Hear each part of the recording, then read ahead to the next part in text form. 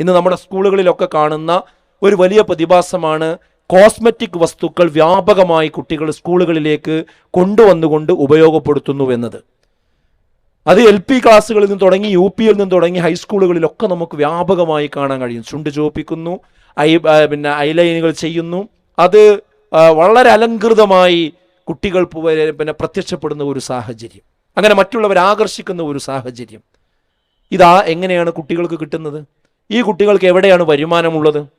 ഈ കുട്ടികൾക്ക് ഇത് വാങ്ങിക്കൊടുക്കുന്നത് ആരാണ്? രക്ഷിതാക്കളാണ്, സംശയിക്കൊന്നും വേണ്ട. അതുപോലെ തന്നെ പെൺവേഷം കെട്ടുന്ന ആണുങ്ങൾ, ആൺവേഷം കെട്ടുന്ന പെൺകുട്ടികൾ, അവർക്ക് ആ ഡ്രസ്സ് എവിടെ നിന്നാണ് കിട്ടുന്നത്?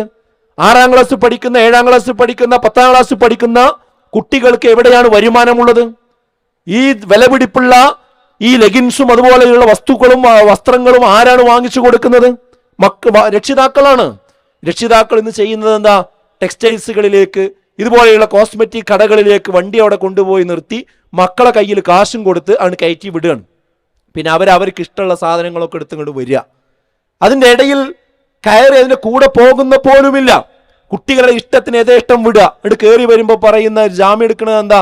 പുതിയ കാലല്ലേ, അവരുടെ കുട്ടികളൊക്കെ അങ്ങനെയാണ്, അവരുടെ സുഹൃത്തുക്കൾ അങ്ങനെയാണ്, അവൾ മാത്രമേ ഇപ്പോൾ പാൻറ് ഇടാത്തുള്ളൂ, അവൾ മാത്രമേ ഇപ്പോൾ ഇത് ഉപയോഗിക്കാത്തുള്ളൂ, എന്നും വീട്ടിൽ പ്രശ്നമാണ്, ഇനി അവൾക്കൊരു വിഷമം വേണ്ട, അവനൊരു വിഷമം വേണ്ട എന്ന് പറഞ്ഞ് നമ്മൾ ഇതിനൊക്കെ നിന്ന് കൊടുക്കുന്ന ഒരു സാഹചര്യം.